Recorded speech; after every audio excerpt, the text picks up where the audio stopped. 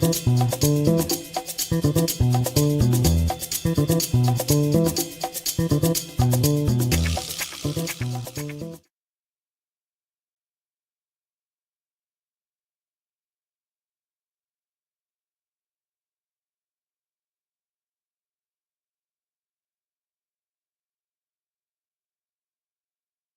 the hell? There it goes. There we go. Jeez. Why does StreamYard, no, Streamlabs have to do that to me? I don't know. It turns off the change it. It flips the mic to my normal computer mic. I don't know why it did that. Don't know why it did that, but hey, we should be good now. Should be good. Yeah, we're good. I don't know why it does that. Anytime that I like reboot my computer, I gotta always check that stuff because, you know, why? Why? Anyways, guys, welcome to Film Junkee Live. Subscribe to the channel if you haven't already. Hit that like, thumbs up. We got some movie news and madness to talk about, of course. DCU news. Hey, we're going to be talking about some MCU stuff as well, box office, and we're going to be talking about Tom Cruise probably all this week. That's for damn sure, so. All right, let's see who's out there. Talk to me. We got Mr. Phil right here stopping by to say, have a great stream. Thank you, Phil. Guys, subscribe to Phil. Obviously, you know he's always a member of the Vodka Stream panel. Subscribe to his channel. Do that. Corey McKee, Batman 2 should just be scrapped. No, Reeves isn't even directing anymore. We didn't know about that. Never cared for that woke Batman. Oh, that's what it was. He wrote a woke Batman. That's right, a woke Batman. Not sure exactly what was woke about it. I don't know. They didn't. I mean, that's the whitest Batman I've ever seen. But hey, Cloned Avenger. I can't help but think the Batman 2 will start moving forward if Superman flops. If Superman is a success, I wonder if it even happens or if it becomes part of the DCU. I'm probably wrong though. LOL. Yeah. Well, I mean, everything's so up in the air when it comes to this, but there is something out there that I was like, okay, might as well talk about this, because there's hope, right? There's always hope. Mr. Nobody, is it just me, or does the Superman suit looks a little bit different, maybe more detailed, has more texture? I think just with the banner, they just kind of cleaned it up a little bit. They probably did, you know, they digitally ironed out some things, you know? Even like when it comes to the trailer and everything like that. Like I said, when we see behind the scenes stuff and you see like initial things, you know, obviously there's just a lot of things that have to happen in post-production. And yeah, would not be surprised if they kind of saw the reaction and went, okay, maybe if we have a little bit left that we can kind of iron things out, kind of clean things up when it comes to post-production. I don't know. Could be that. Ahoy, hoy, Mr. Jason McKenzie. Thank you for being a member for 51 months. Look at you. That's over 2 years, man. Appreciate ya. So, yeah. Anyways, guys, just in time, Ryan. Good to see you. I know. Woke Batman? I don't know exactly what was woke about it, but hey, everything's woke nowadays. Everything is 100% woke nowadays. You just got to love it, right? But yes, guys, if you haven't subscribed to the channel, please subscribe to the channel. Share, like, do all the things. But hey, see what happens. Hopefully you guys had a good weekend. I had a pretty good weekend. It's always nice to disconnect, you know? Disconnect from the fucking matrix that is the online space. And that's exactly what I did this weekend. Aunt Film Junkie. My Aunt Film Junkie and my Aunt Nancy. She turned 75 recently, and we celebrated on Saturday. So she's, you know, you wouldn't think she's 75. Again, good genetics. You wouldn't think so. But yeah, we celebrated her 75th. Just a small little family gathering at her daughter's house, my cousin. And it's always a good time right there. Always, drinks are always flowing. Good food, everything. So that was pretty much almost my entire day on Saturday. You know, it's like one thing, like I have the vodka stream, you know, obviously a little slow to get up after, you know, 4.5, 5 hour vodka stream.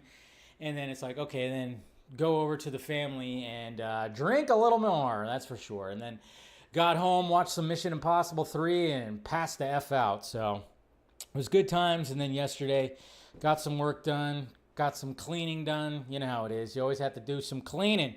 You got to do some cleaning. And it was time for cleaning. So, Antonio, what's happening? Eric, that whole conversation was BS from the gate, from people who just trying to make money by lying. That's awesome, my people. Yeah. It's funny because she's referred to as Meemaw. Yeah. What's going on, Black Red? It's 3 a.m. there, man. Damn. So you live on the other side of the world there, don't you? That's cool. What's going on, Indiana Jake? Good to see you, bud. We got Game City Savior. Last time a Superman ripped off Donner back in 2006 and made Clark a giant man-child. It failed. People really don't care about Superman. That last version just did pretty good because he was hot. He was hot. I mean, he was, yeah. I mean, let's face it. I think Cavill might be the sexiest Superman, right? I mean, Ninja Gamer 13. Maybe fight's worse because 2 toxic groups versus 1, but depth isn't. Years of threats, doxing, obscenity for defending BBS, and unlike us had influencers, maybe media, and even WB on their side, mass gaslighting about Snyder Cut. Yeah. Oh, I also got threats and threats of all that stuff too from within the Snyder community too. That's what was weird back then, where I literally had to. I remember you could even find. I have that vlog still up where I said that I'm actually going to be taking a break from. I'm not going to like fully concentrate on like a lot of that stuff because it was getting really bad. It was like back in 2008, 2018, 2019. It's crazy how much that crap was when it came to a lot of things. Kind of interesting stuff. Dell, always great to see you, bud. Dell in the city. Good to see you, man. But yeah, hopefully you guys had a good weekend. Like I said, it was great spending time with family, not even paying attention to social media, nothing. Just celebration, eating good food, having drinks, shooting the shit. We played a lot of games. That's what we do over there, so it was a lot of fun.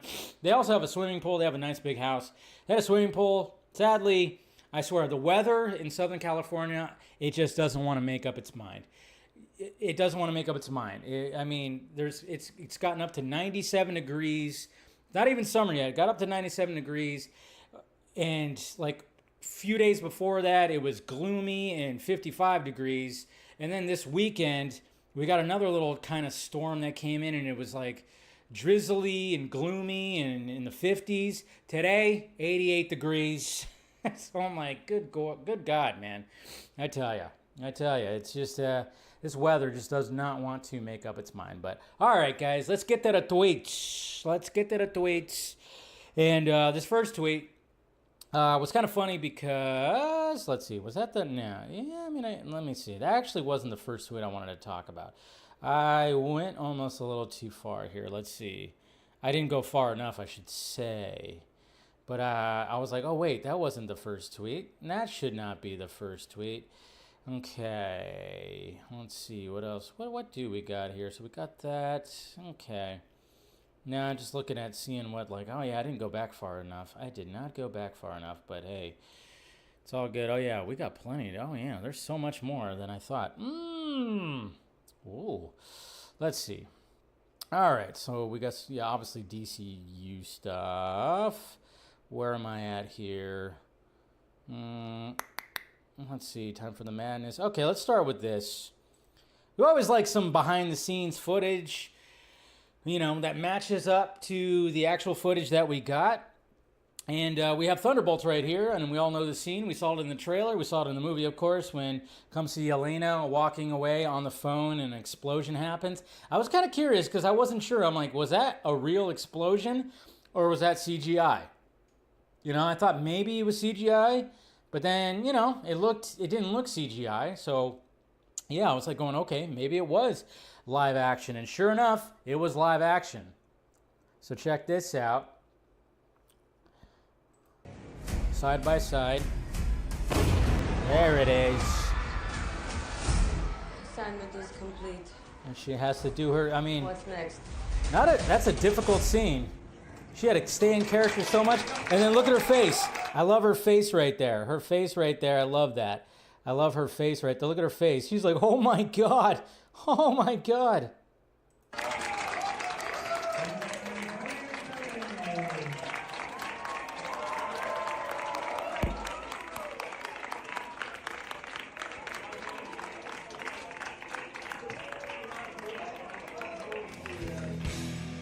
proud to get that scene off, man.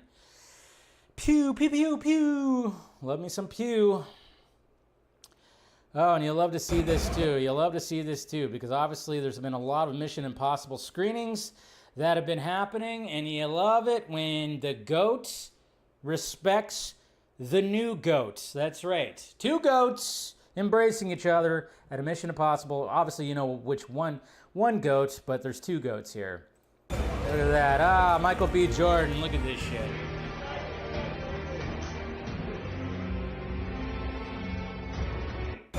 So there you go. Quick little video.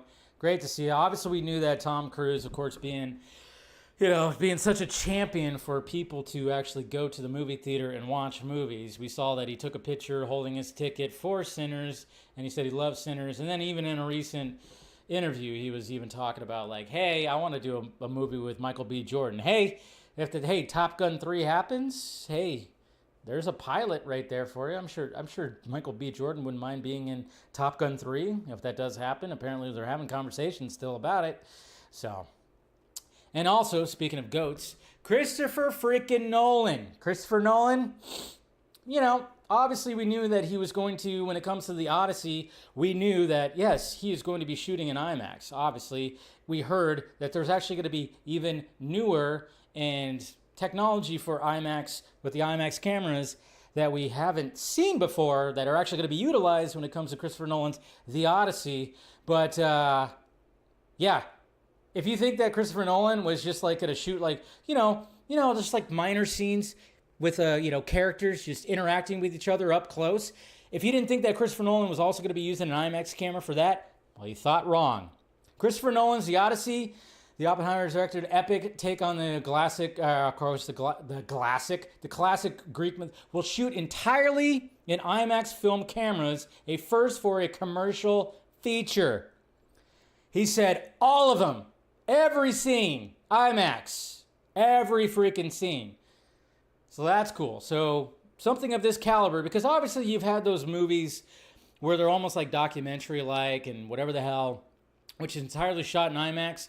But, when it comes to actual, movies like this specifically, just regular movies, it's always the big, huge set pieces, the big, huge scenes.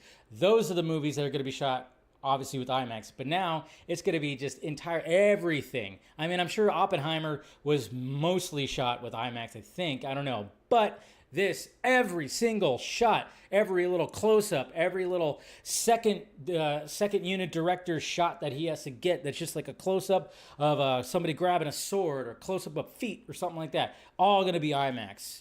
All going to be IMAX. Dune was not all IMAX, apparently. Like I said, they usually don't do all IMAX, but apparently now it's all IMAX. And hey, look at this. So Warner Brothers.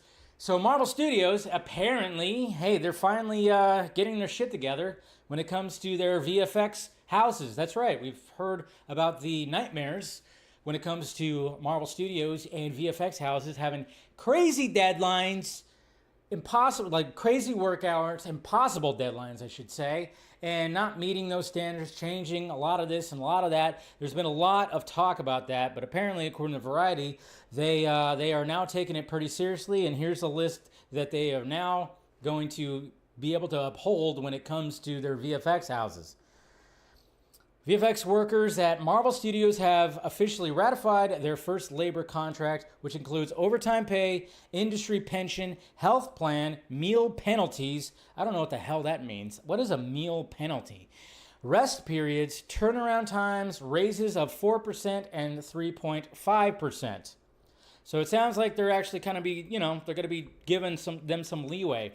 But then I can't help but think like Avengers Doomsday is supposed to be coming out in now less than a year, right? And they just started filming. So I'm just like still going, geez, that's a big movie. Are they going to have just numerous VFX houses that they are just going to have in place to hopefully achieve some, some good, great visual effects? I don't know. But hopefully they hold their end of the bargain when it comes to that. I just don't know what meal penalties. That was a weird one. Meal penalties? Like, hey, did you just have a meal? Well, you're going to be penalized for eating You're going to be penalized for eating that freaking ham and cheese sandwich right there. How dare you? I don't know. But hopefully they hold their end of the bargain. Please. All right, what else we got? Oh! Jesus Christ. Oh, boy. This stirred up some controversy. This stirred up a little bit of controversy because it has to do with Henry Cavill. And obviously, anytime with Henry Cavill, when it comes to at least this little, fandom and everything, that you just kind of go, okay, yeah, of course this is going to stir up some controversy. But we got the Highlander movie, right? So we heard about Chad Stahelski's The Highlander reboot that's actually going to be starring Henry Cavill, and the fact that it got moved from Lionsgate to Amazon was kind of like an interesting thing. We heard about it, we've been hearing about it, and then all of a sudden it was like, oh, now it's going to be Amazon MGM. But apparently, according to the Wrap, the reason why Lionsgate was kind of about it was because it moved from Lionsgate to Amazon because Lionsgate was worried about the budget, narrow appeal, and Henry Cavill's box office track record. Oh, and that's where everybody would just of course, people lost their minds when it came to that. And I just kind of saw that and went, all right, box office track record. Well, first off, I would say Henry Cavill's value has gone up in the past few years, especially when it came to Fallout. I thought that's where he got pretty. It was like, oh shit, why is Warner Brothers not giving him a Superman movie? He is now up here. And they didn't, of course, because those guys are idiots. They're morons, and thankfully those guys are gone. They did not know the value that they could have had when it came to Henry Cavill. But I was just kind of thinking, I'm like, all right, so which person out there, which actor out there, yes, there's some people that are going to have better box office track records than Cavill, sure. At the same time, I'm going, but not even like the strongest they don't have like constant wins. Your Dwayne Johnsons, your Tom Cruises, they don't have. It's not the same as it once was when you saw like, oh, the new Dwayne Johnson movie is coming out, or back then, or oh, the new Will Smith movie. There was always like the box office draw, sure, but it just takes one movie. It takes one movie, and if we're talking about something like Will Smith, Wild Wild West, and all of a sudden, that movie did not do well, and then of course he still had success with Men in Black and more Bad Boys movies and stuff like that. But it is kind of interesting nowadays to just think about like who actually has.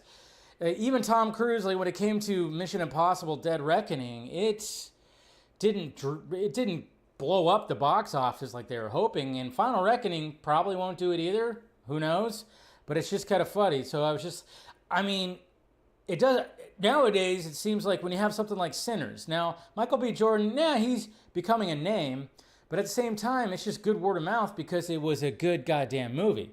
Just have faith in your creators, have faith in the script, have faith in this. And yes, try not to have an overblown box office. You don't want to do that. Now, I know Highlander is going to probably have to have, it's going to have somewhat of a box office, but I think they could fit a box office around 70, 80 million, right? So, I don't know. But I'm just saying, like, when it comes to like box office draw, it's like, yeah. I'm not saying that Cavill is like, you see Cavill's name and people are just going to rush to the seats, but at the same time, to look at it like that and to look at it like your Dwayne Johnson, Dwayne Johnson can't have a successful movie without it being part of a franchise. Have you noticed that? Anytime that he's had a movie where it's just an original, and it sucks because I wish they would be. I wish he didn't have to rely on already existing IP, but anytime that he had a movie that it wasn't an actually existing IP, he didn't really have success. So, and I don't know. It's all just crazy. It's just not how it was back in the 80s and 90s. Sadly, but I still hope to see that. And should be good. I just wonder if Christopher Lambert, it's got to make an appearance in it, right? And then this is crazy, Foo Fighter fans. Any Foo fans of the Foo out there? You guys know that's my favorite band, the Foo Fighters and the Foo Fighters. And I saw them last August, which was great. And that was before all the controversy with Dave Grohl and his new love child that he had to announce that he had. Because, well, turns out Dave Grohl he's kind of a cheating kind of guy, but he's a leader of one of the biggest rock bands in the world. Like, why even try to, anyways, I don't know. That's a whole different subject. But obviously, you guys know that Taylor Hawkins, the drummer of them, like passed away 3 years ago. You actually could see my live reaction. If you go back, it was during the Vodka stream. I mean, it was announced like 15 minutes after or 10 minutes after the Vodka stream started, and people in the chat started going, dude, like, hey, and then the Vodka stream turned into me just showing videos of Taylor Hawkins playing drums, because he's my favorite drummer of my favorite band. And then I stopped the stream after an hour because it hit hard. It hit hard. And then of course I had friends calling me up, and yeah, it was all crazy. But they got a new drummer, Josh Freese, he's kind of like a drummer for hire kind of guy. He's been in all kinds of bands, from Nine Inch Nails to, I think, Queens of Stone Age at one point. I don't know. But he posted this on Instagram earlier this last week. The Foo Fighters called me Monday night to let me know they've decided to go in a different direction with their drummer. No reason was given. Regardless, I enjoyed the past 2 years with them, both on and off stage, and I support whatever they feel is best for the band. In my 40 years of drumming professionally, I've never been let go from a band. So while I'm not angry, just a bit shocked and disappointed, but as most of you know, I've always worked freelance and bounced between bands, so I'm fine. Stay tuned for my top 10 possible reasons Josh got booted from the Foo Fighters list. Pretty crazy. I was like, what the hell? Because he seemed like a good fit. I was like, all right, I think this guy's gonna last for a bit. And sure enough, not. Now, there is speculation that Taylor Hawkins' son, Shane Hawkins, who can play drums, got taught by of course, the late, great Taylor Hawkins. There is a chance that maybe there is a rumor out there that he actually might be drumming it.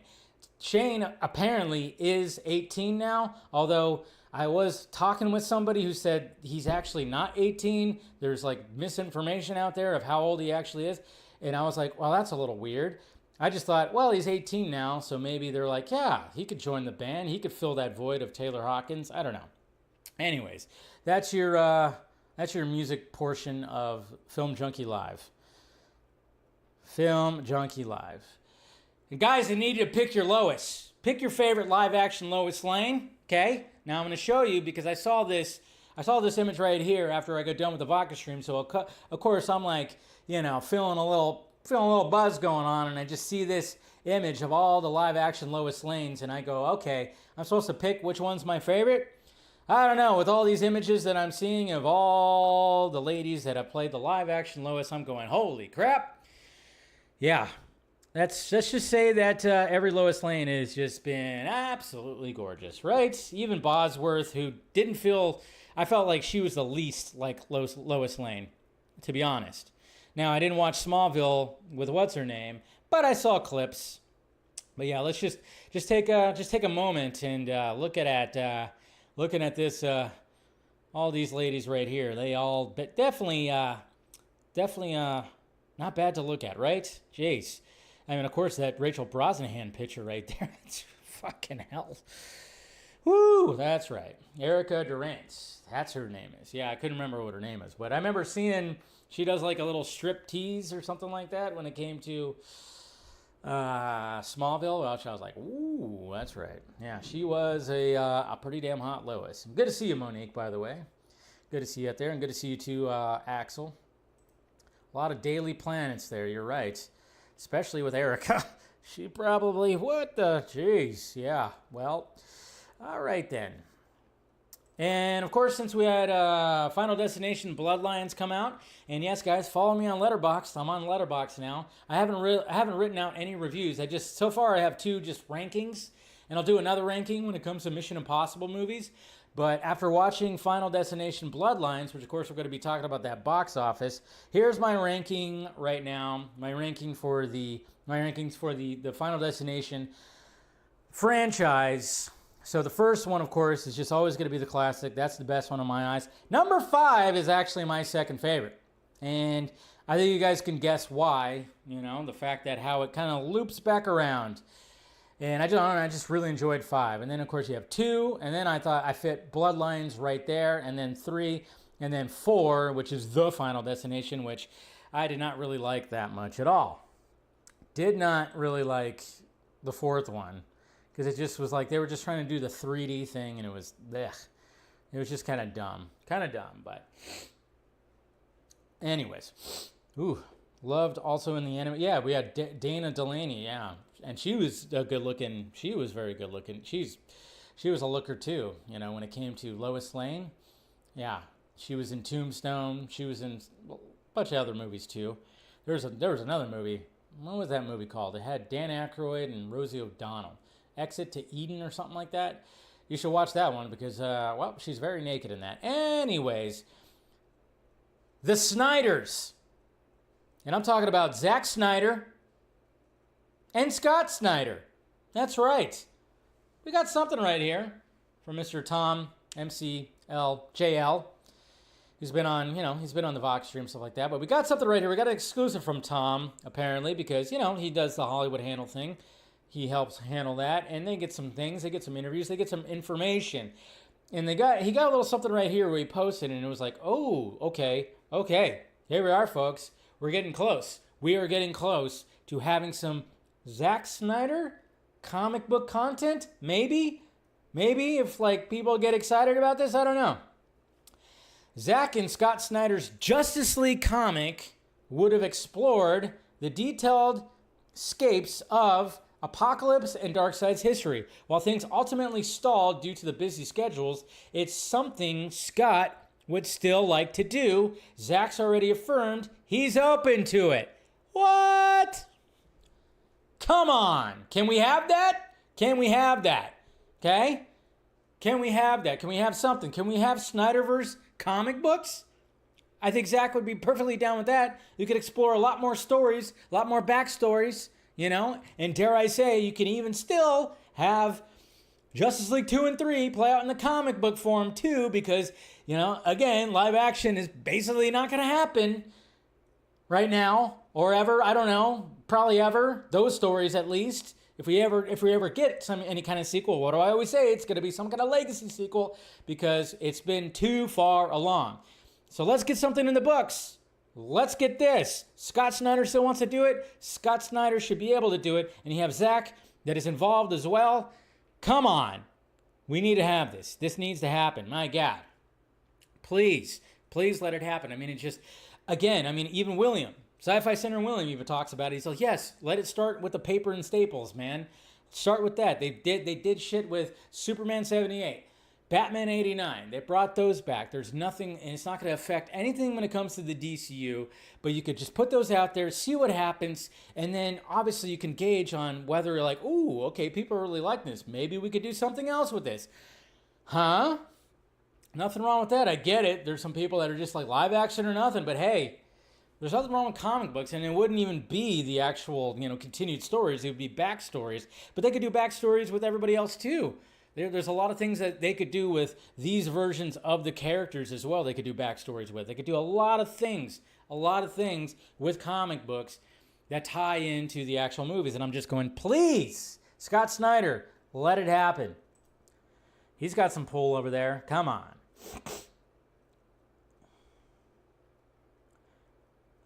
Let's see, what else do we have?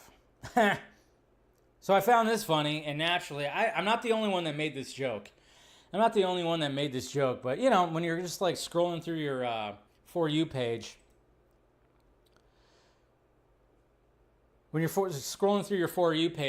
and you just find like a tweet and you just kind of immediately just like, oh, I have a joke right here. And this is the tweet right here. So somebody just posted this, or quote tweeting, appearing in a family court by hologram. So I don't know why they said that, but they showed this image right here from Star Wars. Obviously, when it comes to Star Wars, things get a little wavy. So then I was just like, Rob Liefeld be drawing characters like, boop. If you know, you know. You know how Rob Liefeld, how he is designed some of his characters. Just look up Rob Liefeld, Captain America. You'll know exactly what I'm talking about, because the way that he draws his characters with a very, very, very out there, like got some fucking, triple H's going on. going on, Arkham Knight? Good to see you.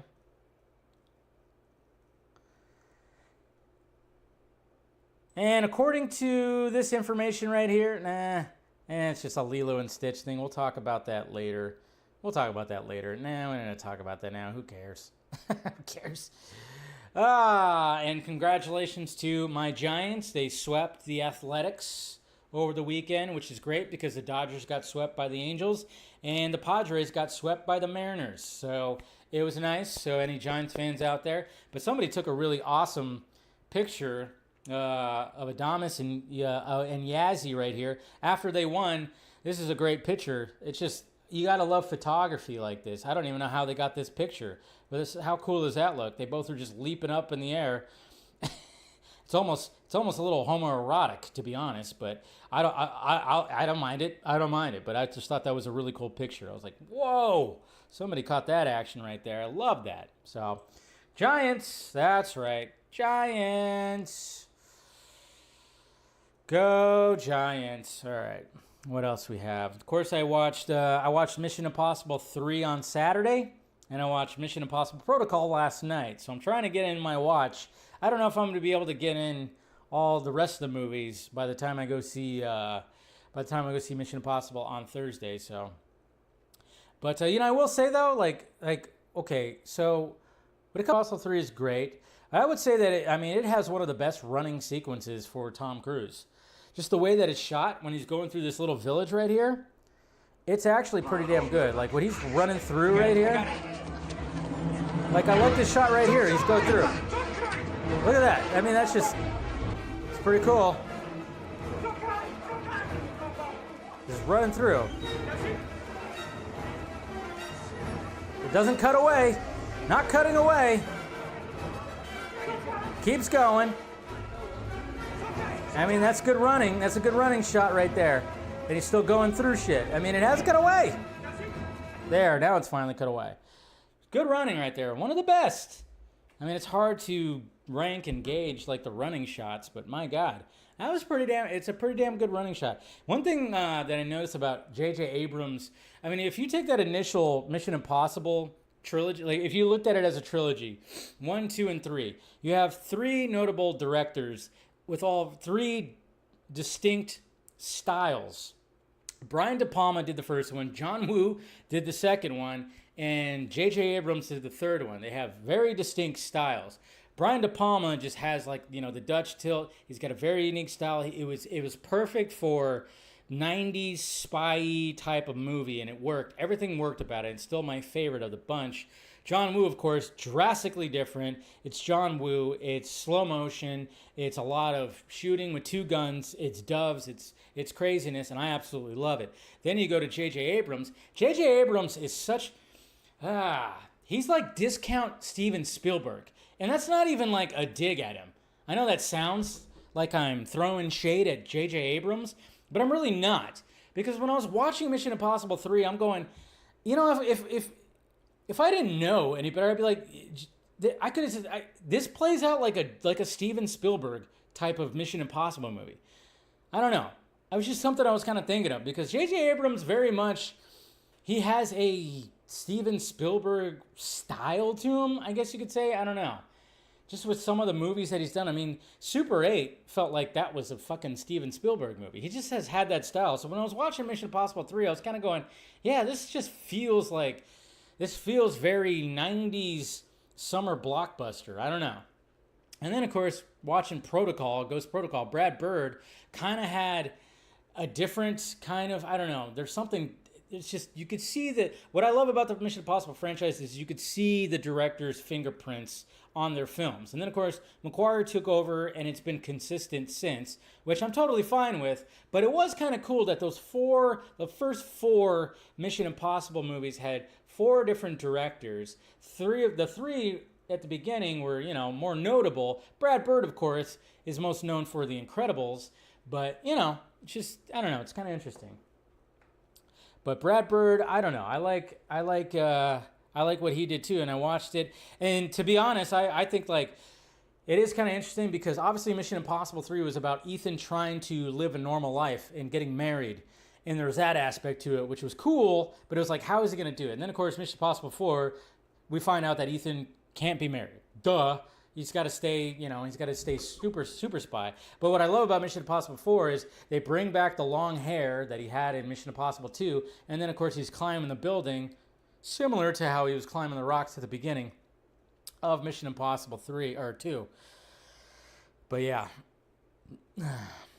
One of the kids from Super 8 now stars in his own show on Netflix called The Night Agent, which has been good. I heard about that.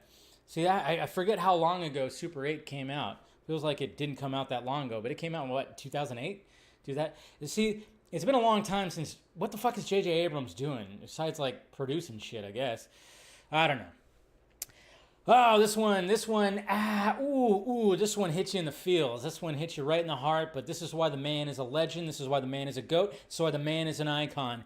And obviously with Final Destination Bloodlines coming out, and you saw my first reaction, you saw when I talked about it at the beginning of the Vox stream, that, rest in peace, Tony Todd. Tony Todd, the GOAT, the voice, the Candyman voice, the Venom voice, the Darkseid voice, the numerous voices that he did with voiceovers. And then just, of course, showing up in movies and being that character actor. He was always, anytime he was on screen, he had a presence to him.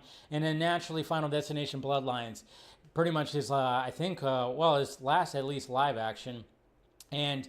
yeah, if you watch that scene and his monologue and the way that he talks about things, it does hit you in the feels. And then apparently, according to the director, Tony Todd's final lines in Final Destination Bloodlines were unscripted. The directors asked him to speak directly to the fans. And this was the last line right here. I intend to enjoy the time I have left. I suggest you do the same. Life is precious. Enjoy every second. You never know when. Good luck. That's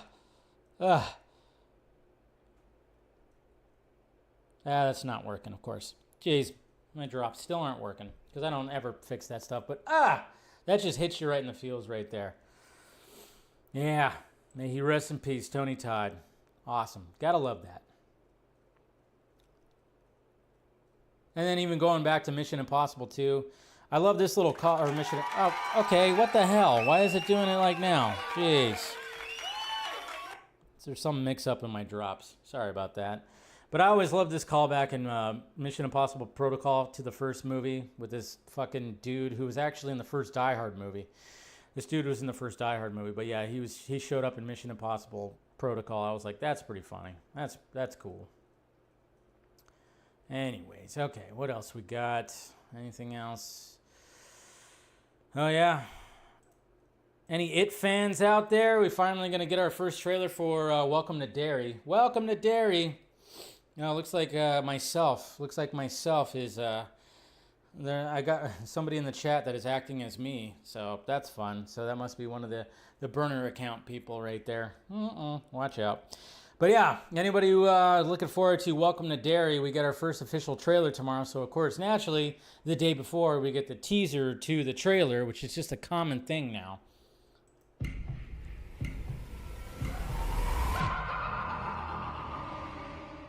There you go, teaser tomorrow. So we get a couple little just random shots. Somebody looking down a drain. We get the lake or river, stream. And then this woman that is... doing the smile thing. So yeah, so we got that. We got Welcome to Derry. But thank God, guys. Oh, I know a lot of you guys have been wanting this revival to happen or this reboot to happen when it comes to this certain TV show. You guys ready? You guys ready for this? Come on, where you at out there? Seventh Heaven fans? Seventh Heaven is getting a reboot coming together at CBS Studios with Jessica Biel poised to produce. Fine. Okay.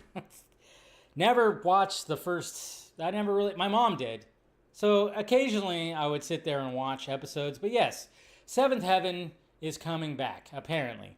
Jessica Biel is poised to produce. So that means she's going to be in it, right? You have to have the original people. But didn't the dad actor turn out to be some kind of pedo guy or something happened? Something bad happened with that guy, right? Something? If I remember this correctly, I don't know. I don't know why we need this, but sure, there it is. So, yeah. You Seventh Heaven fans out there, it's your day. Jeez. The kids who are all like our age do podcasts now. Oh, that's good. Well, they do podcasts. Everybody has a podcast now, right? That's cool, though. I mean, yeah, I'm sure they'll all return. There'll be like something when it comes to that. And like I said, I could have sworn the dad was like, there was something that happened with that guy. I can't remember exactly what it was. Somebody, there's something. So if they do anything, the dad's got to be dead in that reboot.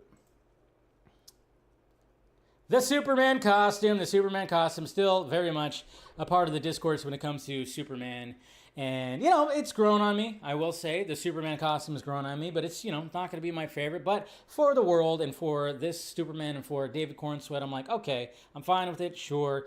Not a fan of the Chones still. Not a fan of the Chonies, but hey, I'm okay with it. I'm not going to sit there and be like, all right, I can't watch this movie because of the costume. But there's been many times where I've shown different kind of iterations of the costume that people have created, obviously with like Photoshop, or maybe they even use AI or something like that. But somebody right here, and this is actually Gotham, the Gotham Chief. If you guys are following him out there, you guys know what we're talking about.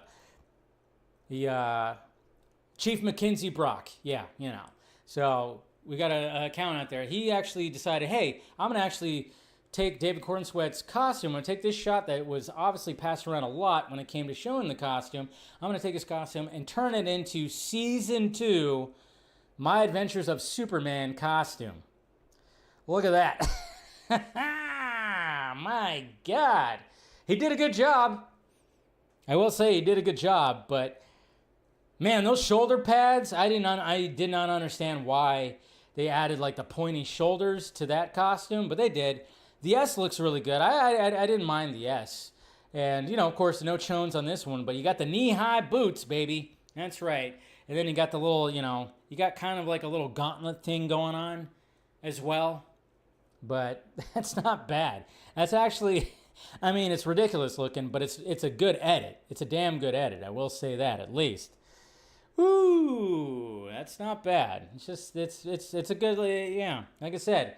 I'm not a fan of that costume when it came to Season 2 but I get it. Within that world, it worked. But at the same time, you know, some of that actually looks pretty slick. I just don't, the pointy shoulders are just, that's what was weird, man. Not bad. And then, yes, guys, okay, so obviously you guys know that I if anybody watched the Vodka stream on Friday, I did, you know, I kind of ranted about the fact that there's a lot of nitpicking. There's a lot of ridiculous nitpicking when it came to the new Superman trailer.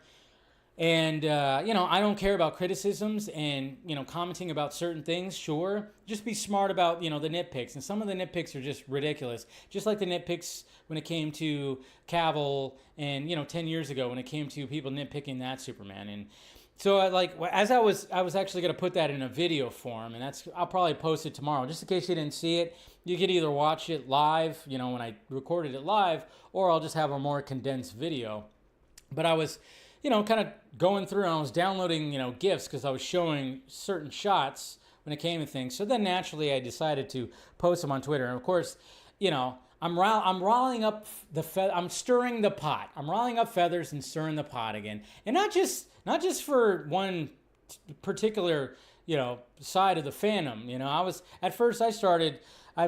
was like showing, first I have, you know, this shot right here. I'm like, why is he flinching? You know, when Christopher Reeves, Superman, blows that up and he flinches and covers his eyes. I'm like, Superman wouldn't do that. And then, of course, you know, when it came to Cavill, Superman, I'm like, why does he have his arms up if it's just bullets? I'm like, why is his arms up? Obviously joking. And then, of course, I said, hey, you know, didn't even flinch or put his arms up. That's the real Superman. Obviously talking about Brennan Ruth. So I was just kind of stirring the pot a little bit. I was having a little fun over there because, yeah, there are people that are getting upset. Christopher Reeve, like the diehard, like Christopher Reeve lovers, they're not liking my tweet. And then, of course, naturally the other ones. I'm just joking because it's so ridiculous. I'm full on joking. I don't care. My whole thing is like when people were giving shit to Corenswet Superman putting his arms up while, a kaiju was essentially just shooting fire at his face. I thought that was a stupid nitpick, and I like the fact that Superman reacts like a human being. When people are like saying that Superman can't be relatable, to me that makes him relatable in my eyes. When he reacts and puts his arms up, yeah, he doesn't need to or anything like that, but it's just a reaction. We all do it. Like that shot from BVS. Yeah, first he does that, and then he goes, okay, it's bullets, and then he rises up and then destroys the guns. But it's just, just stupid nitpicks. They all freaking do it. Jeez, there's nothing wrong with that. You just want Superman to just stand like this and just be nothing and just, just be boring? No, he can't be boring. He's going to react. And then we got a new trailer. We got a new trailer. We got a new trailer for Predator, Killer of the Killer. What's it called? Killer of Killers. That's what it is. Killer of Killers. They dropped the full trailer, and the animation looks gorgeous. Wow. My son, tell me why we fight. I'm not going to watch the whole thing, but it just basically goes through the whole thing in the different parts of the anthology. Everything looks good. Look at that. Slice his head off. I pray you. Of the Predatorverse universe. And then we got this guy. What the hell is that? Woo! Looks good. Can't wait for that. That's for damn sure. That's gonna be damn good right there. Conan O'Brien. Yeah, coming off his Oscars hosting gig, which he did a fantastic job. Conan O'Brien is now joining Toy Story 5. Huh? His character is called Smarty Pants. Perfect. That is absolutely perfect for Conan O'Brien. If you're going to have a Toy Story character that's going to be voiced by Conan O'Brien, Smarty Pants sounds about right. So there you go. So if you're wondering, anybody added to Toy Story, there you go. Conan O'Brien. And then we also have this, because this movie is going to be insane. This movie could take the world by storm, or it could die a very quick death. I don't know. I'm up in the air when it comes to it, but I think it's actually going to take the world by storm a little bit. I don't think it's going to do crazy numbers, but it's definitely going to capture an audience. And that, of course, is the Toxic Avengers. The Toxic Avenger. Not Avengers. It's only one guy. Come on. It's only one guy. Toxie. And it still doesn't have a rating. It's not rated. It's not rated because of male nipples, beefy bulges, findom, open mouth sneezing, open wound licking. Ugh. Gender non-conforming tutus, stuffed crust, open wound licking, movie stars, radioactive fisting. Male nipples, beefy bulges, flashing lights, actual flashing, findom, open mouth, sneezing. What the hell is findom? Do I dare even I don't even know what that is. I'm going to look that up. What does that mean? Oh, okay. In the context of sex work, findom refers to a scenario where a money-rich individual, money slave, pays for gifts or other things from a findom, money mistress, financial dominatrix. This involves a power dynamic where the findom exerts financial control and influence over the money slave. Well, all right then. Some fucking P. Diddy type shit right there, but okay. But yeah, apparently there's some radioactive fisting. This movie's going to be absolutely insane. Yeah, I don't know. I just saw that. I was like, okay, there you go. Toxic Avenger. It sounds about right. Whew, man, I tell you. That sounds about right. All right, let's get to it. Let's get to some DCU talk. There's a question that we're definitely going to have when it comes to, is Blue Beetle in Superman? We'll get to that in a bit. But let's talk about some other things as well. And like I said, hit that like, thumbs up, do all the things, guys.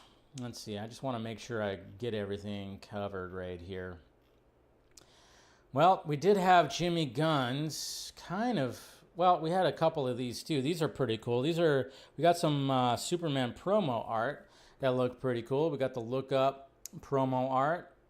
That's the ice shield. Your choices, your actions, that's what makes you who you are. And then, of course, yeah, we got the ice version of that. Those are pretty sweet. Not too shabby. And let's see, I don't think there was other things too. We got it like last week. Other things came about last week, so I just want to make sure I touch on those. We got some new stills, of course. And we got some things from Jimmy Gunn's as well. Okay, of course we got that. All right, here's the stills right here. So, oh my God, James Gunn is in the still again. How dare he? The director is in a behind-the-scenes still. God, he has to make the movie all about him. But yeah, we have a new still of them together. This guy looks like he doesn't even want to be there. Just kidding. I'm sure he wants to be there. He's probably getting paid handsomely, but yeah. And then of course we have we got this shot right here, and I think it was Axel Braun who actually tweeted out that this looks like a gay porn parody. He said that right there. I was like, well, yeah.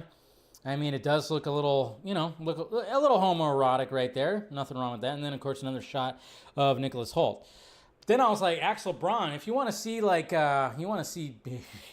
if you just look up the video where, somebody put, what's that George Michael song? Can't remember. That George Michael song when, in BVS where Superman takes the cowl off of Bruce, and the saxophone just happens. I never want to dance again. And they do it all slow motion. I mean, because of that little hair flip that Ben Affleck has. Oh my God. I remember Kevin Smith was like, holy shit, that hair flip was awesome. But you got Dan the Man. So somebody can relax Dan the Man right there. Any of the moderators. Relax a little bit, okay? Or you could just relax a little bit there, Dan the Man, please. And then a lot of people were actually asking me this too when it came to the trailer, when it came to last Wednesday, when it came to the Vodka stream, if that people were kind of wondering, just because the way the trailer was edited, is Lex Luthor actually the president because of the way that it's intercut with Lois talking about, did you talk with the president before you went over to Bravia? So James Gunn did say there are no origins, but Lex is not president. So there you go. I mean, it was kind of obvious. I was like, yeah, I think that would be a big-time selling point of the movie to actually show that Lex Luthor is the president. That's what I kept on saying. I think that would have been a huge thing that they would have put in the trailer. So he's definitely not the president. Not the president. All right, so we got that. Let's see what else we have. No, we already retweeted that. Okay, we're good. Oh, he also talked about this too. Whoop, that's my voice. Okay, so we also talked about this.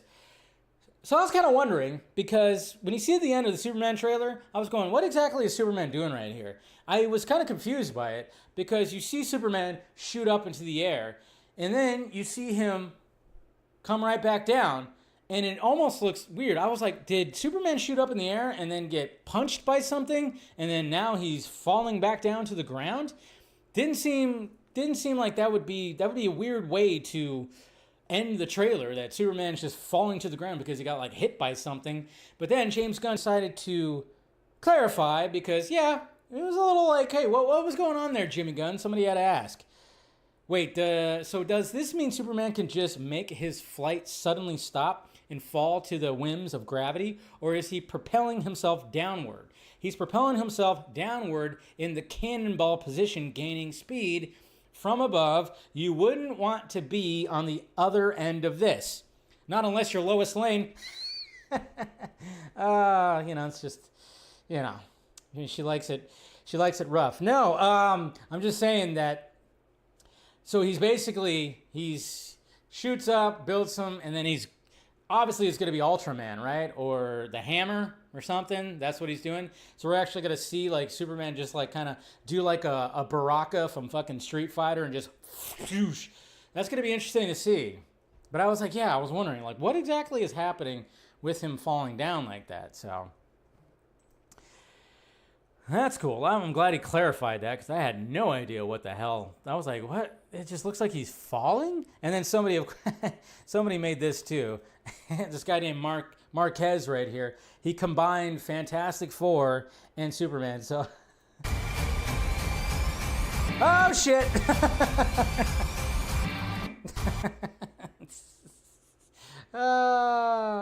Yeah. Yeah, it could be against the kaiju too. Yeah, so it could be against the kaiju as well. I just thought that was funny. A little girl looking up and all of a sudden Superman. Ouch. Painful. That would be painful. Yeah, you would not want to be on the other end of that, right? And then, yeah, they messed up, guys. But then again, we knew that she was going to be showing up. We just got to know, like, how much. How much is she going to be showing in it? And that's Amelia Alcock. Amelia Alcock is definitely going to be in Superman. And, you know, again, HBO Max, they tend to drop the ball on things. And when HBO Max had their listing of Superman, obviously because, you know, they want to promote Superman when people go on HBO Max, you know, you could see the trailer, they're promoting it and doing all this stuff, and you get information on it. So when you click on the information, you get, of course, like who's in it, who's part of it. You get the cast and crew and everything. And as you can see right here, yes, it says Amelia Alcock right there within the cast. Oops. Yeah. Well, I think we all just like kind of assumed that she was going to be in it. But speaking of Amelia Alcock, well, we got Amelia Alcock right here. She actually has something she's promoting right now. I don't know if it's over at Cannes or it was, but she was talking to Extra. She's starring in something called Sirens. I think it's a movie. I'm not sure. It could be a series. I don't know exactly because I don't do my due diligence. So, but she, of course, naturally is going to be asked about, oh, you're Supergirl now. So here's what she had to say. Millie, you have Supergirl coming out. I saw the trailer. Teases a little maybe Superman. I can't speak. Oh! I can't speak. Yeah, I wrecked. Yes, Girl, you I know wrecked I got on her in a Friday. chokehold. Can't Will you get speak. sued?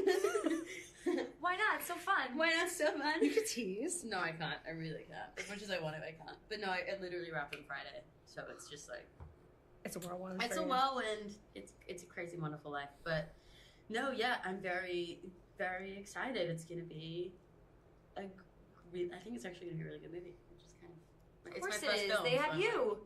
Aw. It's true. You are like, because you haven't been in that many shows that have No, been I'm over really, in America. I'm really new. So This is my first time shooting in America was for Sirens, doing an American show. So it's a different experience for you. Yeah, let's chill in. And the accent is impeccable. Thank you. I do think it's worth noting. Very impressed. There you go. I forgot that, yeah, she does have an accent. Totally forgot about that. But yes, so she's now... Welcome, Amelia Alcock, to the I cannot say jack shit or else I'll be sued or fired or executed, put into a hole or something like that. Yeah, she is now within that world where now when she's promoting things, they're going to be asking her about Supergirl and Superman, and she will not be able to say anything. So welcome to that world, of course, Miss Amelia Alcock. I don't know. I think she's going to nail it. There's something, she brings like an energy. There's something about her. Even watching with that clip too. I don't know. There's something about her, especially with the type of Supergirl that they're actually going to be going for. I think Jimmy Guns has really nailed it when it comes to casting her as Kara. I think, yeah, it's going to be something pretty special. Pretty special. All right. I don't know why I keep getting the burner, and then we even had Amelia Alcock in the chat right there. Of course, somebody's having fun. Of course, one of my fans, I'm sure. One of my fans, of course. Yeah, we got a new shot of the kaiju. Yeah, you can see the kaiju a little bit. There's like a new little TV spot on HBO Max where you kind of get it's not even much. Of course, people are passing this around. You've come under a lot So you of see a fire. little bit more of that. But again, what people were kind of looking at back here, you know, people are doing that one thing again too when trying to say like, oh yeah, the Batman and the DCU, it's all going to be one thing because there's so much seeing on like the billboards or whatever the hell that, oh, there's talking about flooding somewhere. So people are like, oh, are they talking about flooding in Gotham? What are we doing here? And then even in that background, it almost looks like they're showing Gotham City because you see like a part of a city just right behind his head right there. If you notice, you can kind of see it. It's a little blurry because the quality sucks, but it almost looks like right over here that is like almost like a Gotham City kind of looking place right there. I don't know. Like I said, everybody's just keeping, you know, looking with their magnifying glass, pulling out that jeweler's loop or whatever. So yeah, it's just one of those things. And we get a new look at a character that we have not seen before from Superman that is part of the McFarlane toys. Now, why did they include this character with the McFarlane toys? I don't know. It's a creepy looking character, and it's a deep cut. It's definitely a deep cut. And yeah, guys, meet Baby Joe. That's right, Baby Joey, I should say. Baby Joey is actually going to be making an appearance, and I think some of you guys know who Baby Joey is. Yes. Metamorpho, Sapphire Stag, and she is actually in the trailer too. Remember when I was breaking it down, I was like, who's this girl over here in the pink dress? Sapphire, there we go. Yep. So that's their kid. So that's going to be part of it, which is kind of interesting. It's intriguing because now we got Metamorpho. We got a Metamorpho that has his kid, his son, that's going to be in there. So yeah, it's part of the character. It's going to be part of wherever they're being held captive. There's going to be something that's going to be going on with that, which I believe is going to be in a pocket universe. So again, a lot more crazy shit that's going to be happening in this movie. AKA Joseph Mason. There you go. That's what his name is. Metamorpho had a child. And yeah, he had a child. So just a little bit more to Metamorpho's backstory and why and things that are going on with him. He's got his child that is in here. And of course, you know, Jimmy Guns, he likes to have those freakish, weird, you know, crazy characters that show up. So we'll see what impact that definitely has.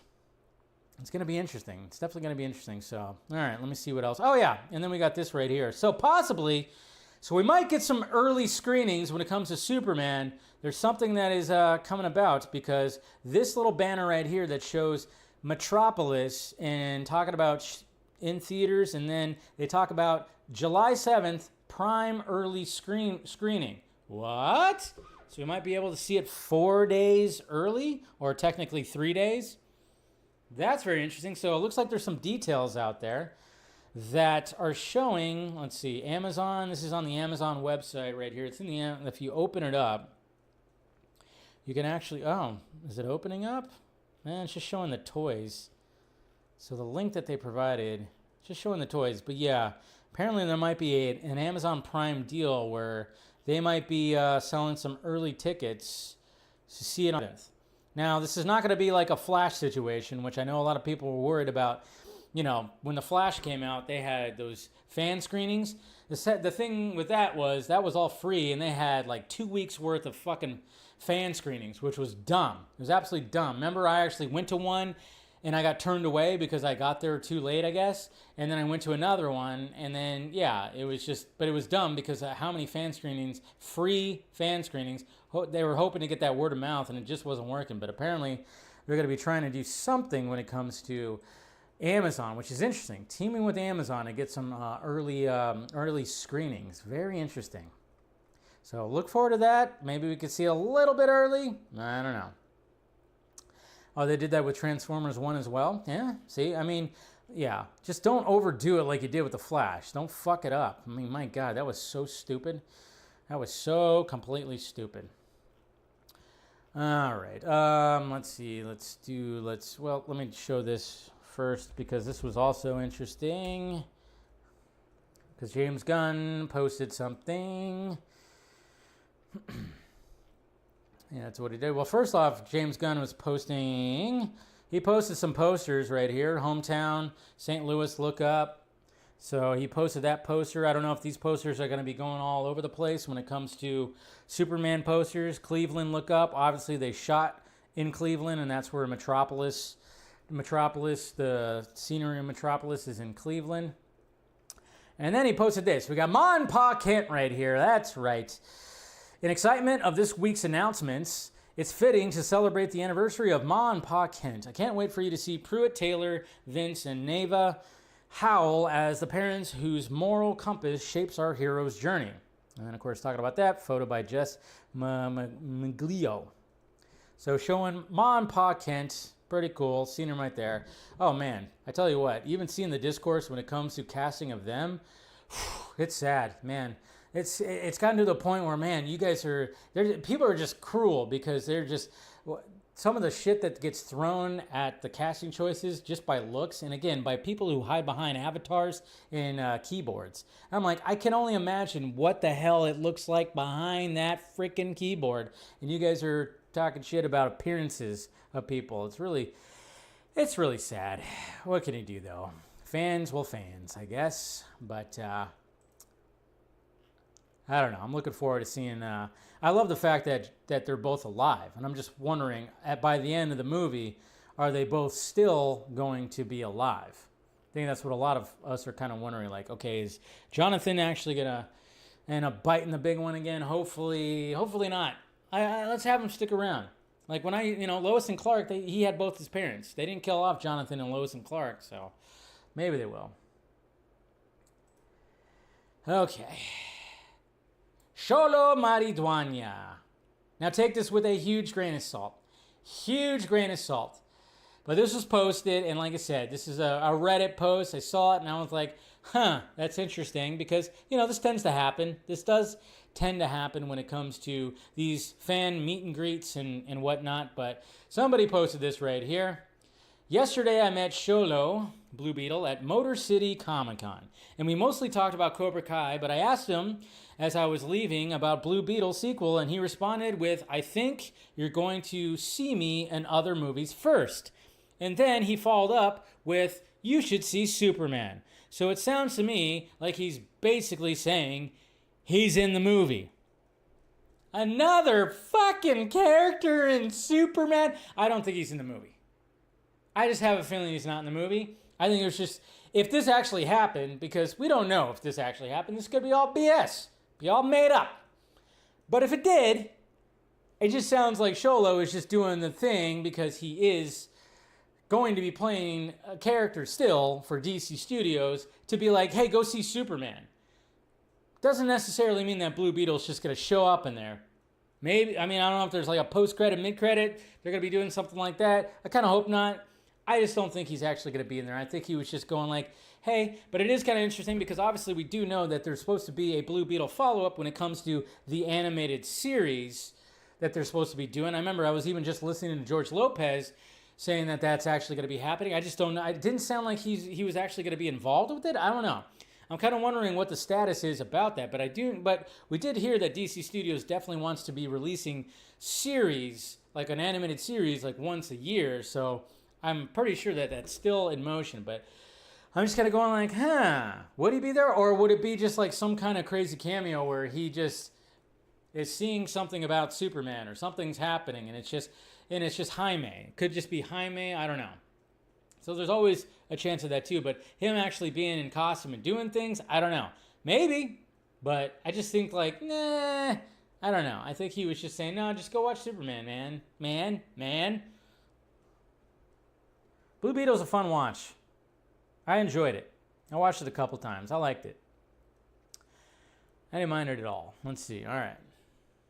And then now to Matt Reeves. Let's talk about Matt Reeves. Matt Reeves. So basically, it's just like a rumor thing. I don't even know where I even tweeted. I don't even remember when I tweeted it. Did I tweet it yesterday, the day before? I don't even know. I tweet too much stuff sometimes. And I start going, can't even find things. Yeah, I can't find it. Where is it at? I know I tweeted it. Was it yesterday? Today? I don't know. But there's a rumor out there. Can't find anything in this freaking...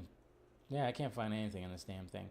Did I delete it? Did it get deleted? What is happening here? I swear, I can never find shit on Twitter. I really can't. Really feels like I can never find things when I want them. I should just always have them ready to go, and I just don't. Yeah, I can't even find it. Where the hell? I posted a whole GIF.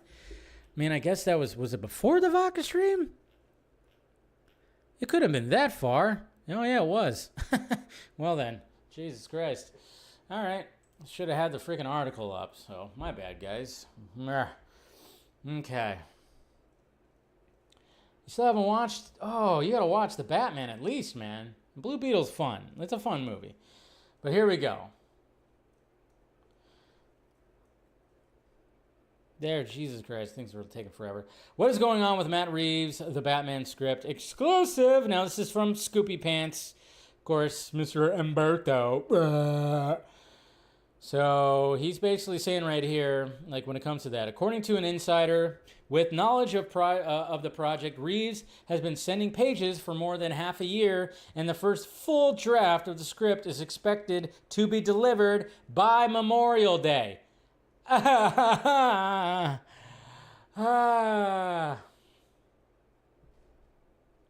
the thing's not working.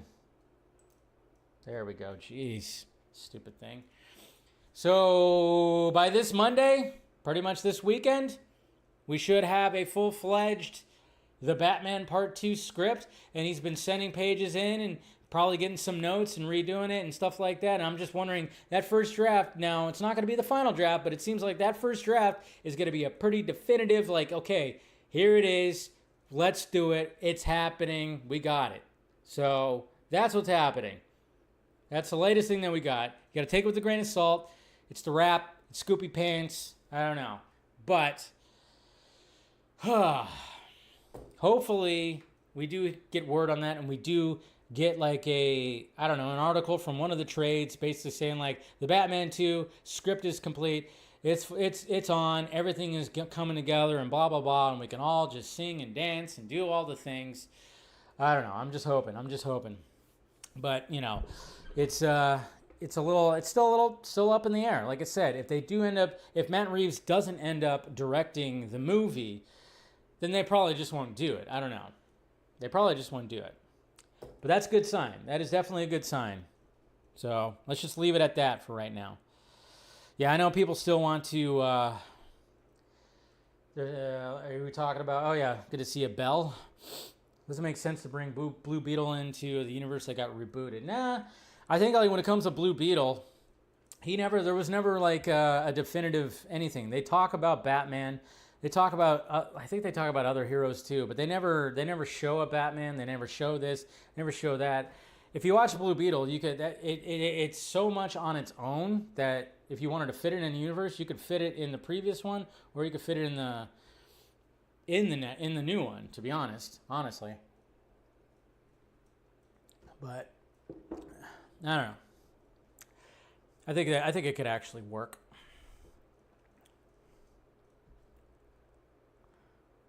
Wow, this thing is just working so slowly right now. All right. Let's go over to the other cinematic universe. Something a little brief right here. Where did you get that shirt? I got it off of, just go on Amazon. I just got this on Amazon, so... Yeah, Blue Beetle was essentially a standalone. I mean, it didn't really have that much connective tissue to me. I don't think it really did. I think it very much stood on its own. Let's see, hold on. Fantastic Four. I can't remember what this guy's name is. But we got some images right here. Some images.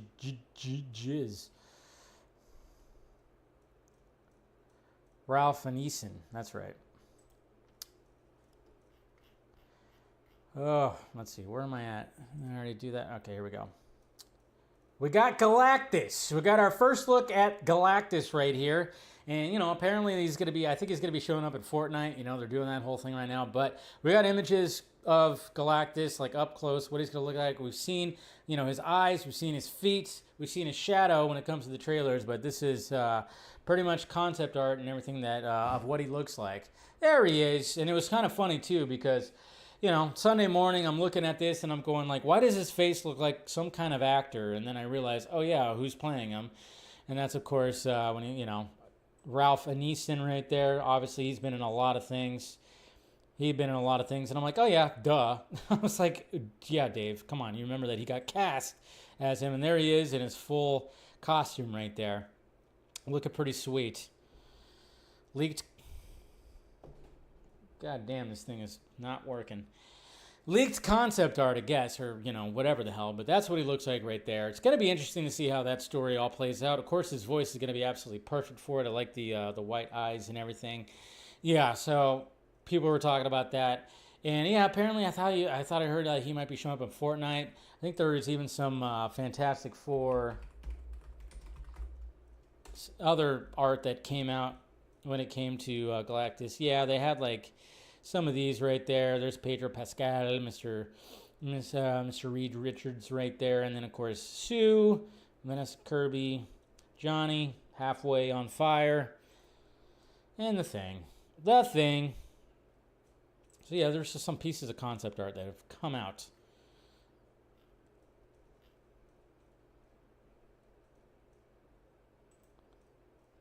A little side by side. Not too shabby. You know, I think the Kirbys would be pretty thrilled about how they translated Galactus into live action. And mind you, I mean, I'm just wondering how much of that costume, I think most of that costume is pretty practical as well, so. It looks fantastic. Fantastic.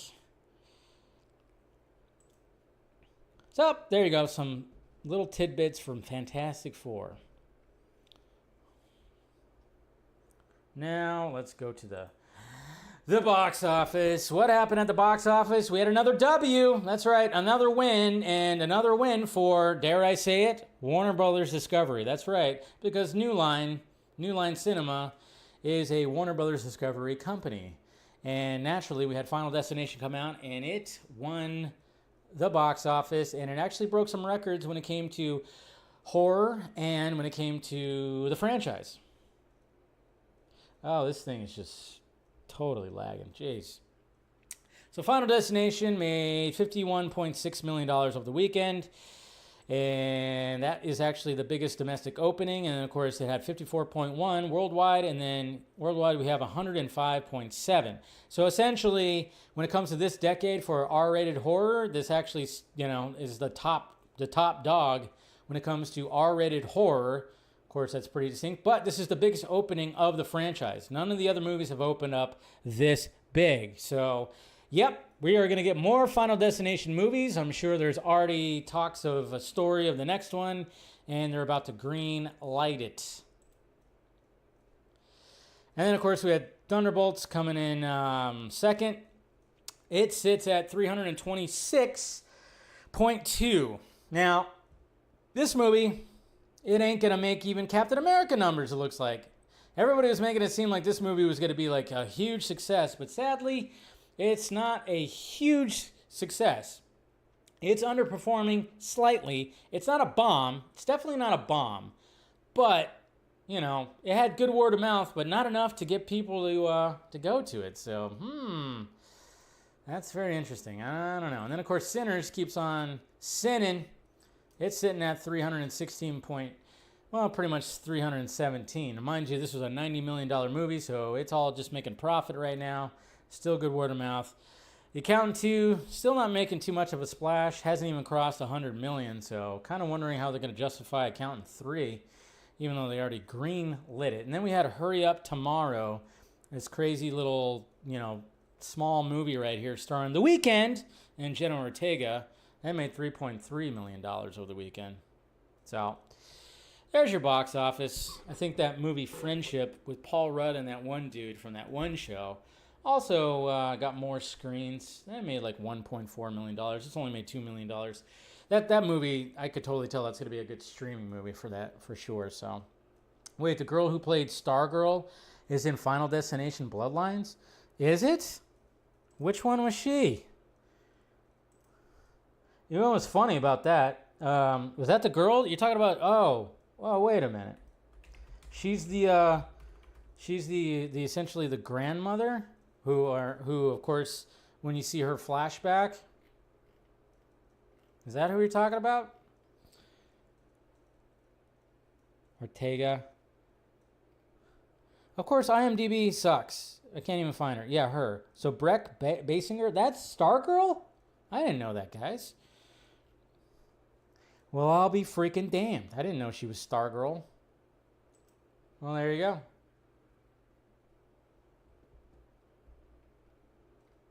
All right, wait. That one? Yeah. Iris in the 1960s. With a premonition. Crazy. I did not know that. You know what's kind of funny? There's a lady, the mom of the main character of Final Destination. When she showed up on screen, I was going, those eyes. I know those eyes.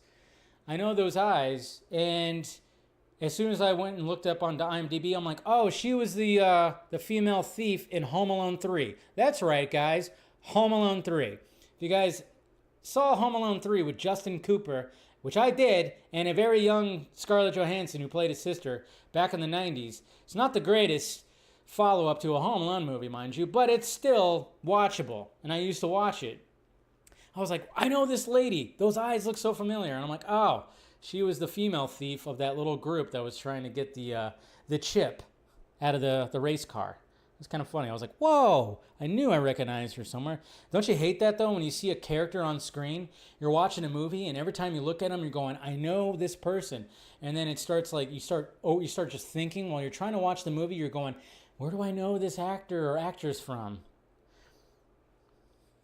Funny. Anyways, all right.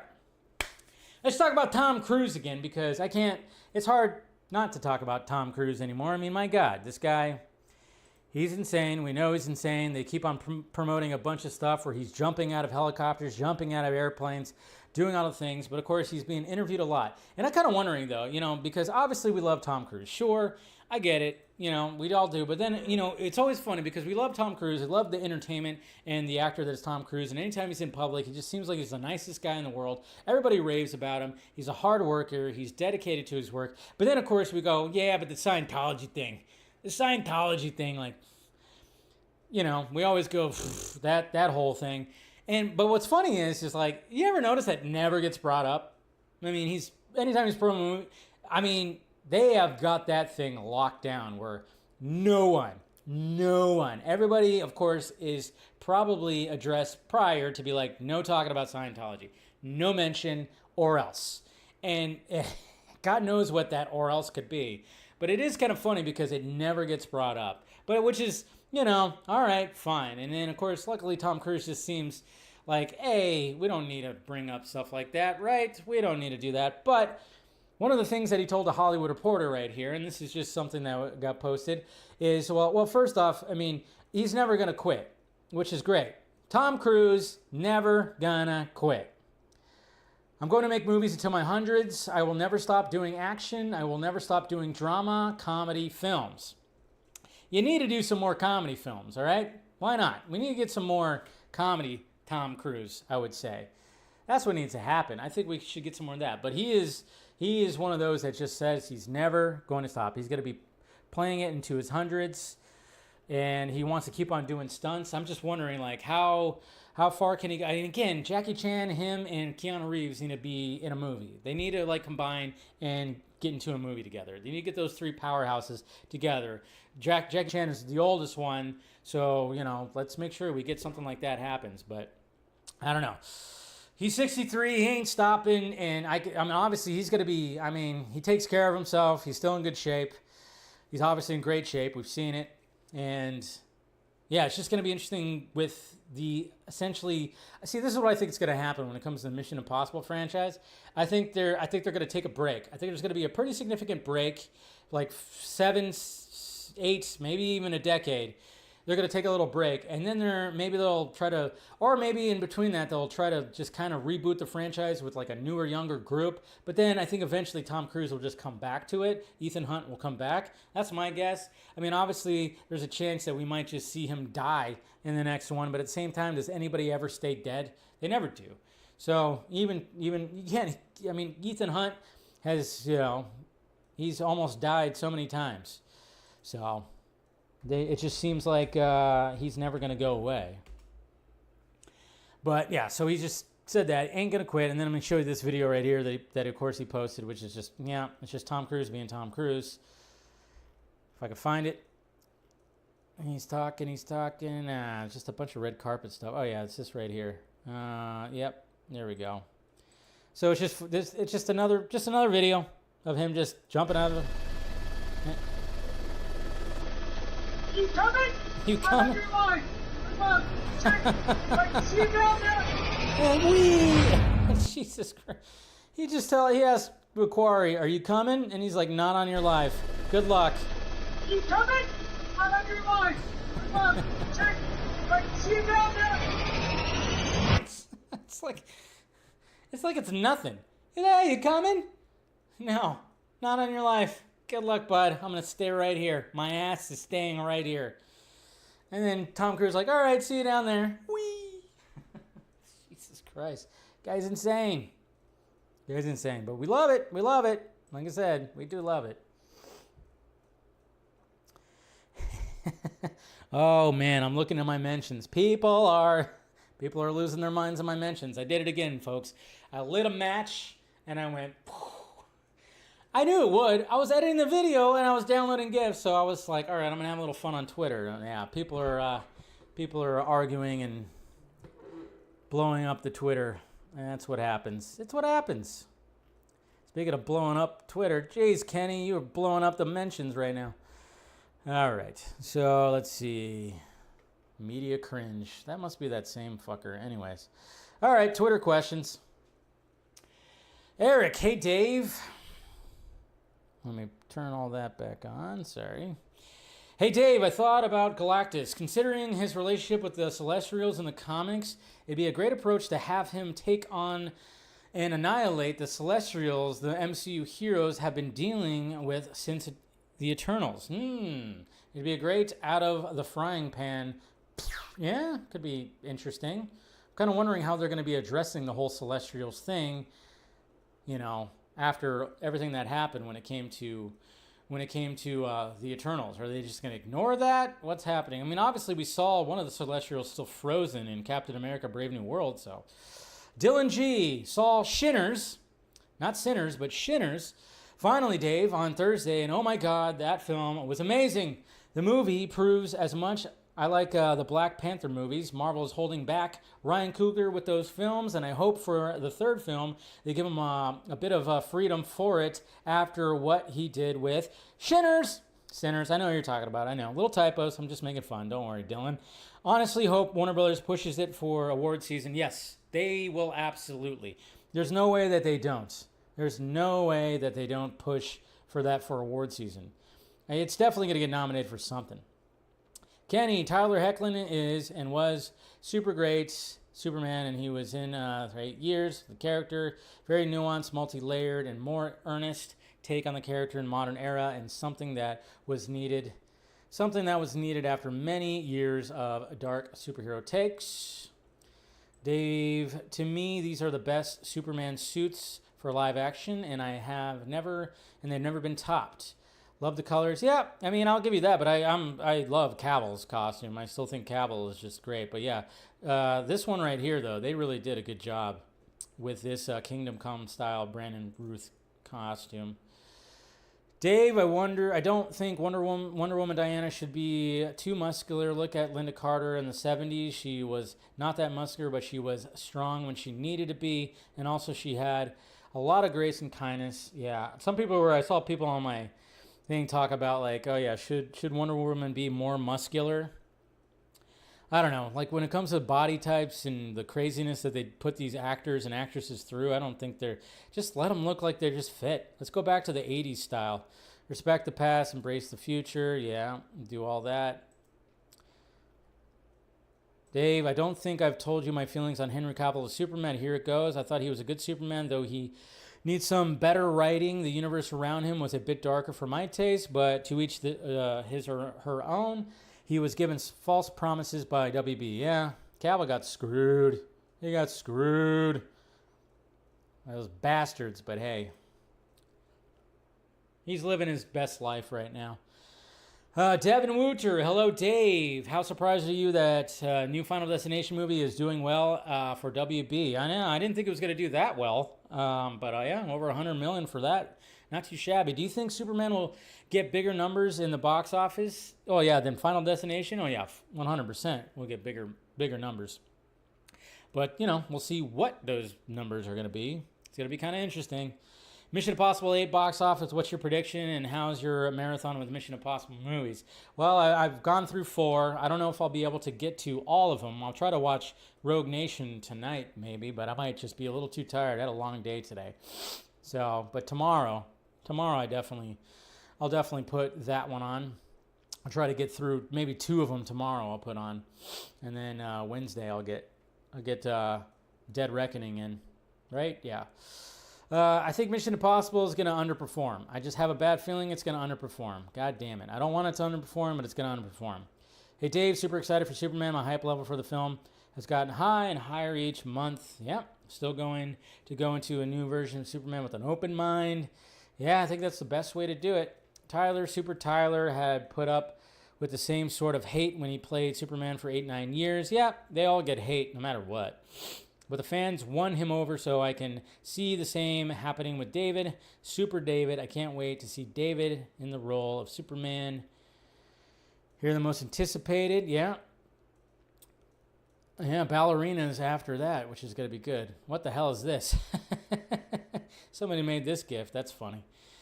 Mr. Nobody. What? Is Shola Maridwanian and Superman? Feels like Captain America Civil War, which was an Avengers 2.0 film. Actually, more like 2.5.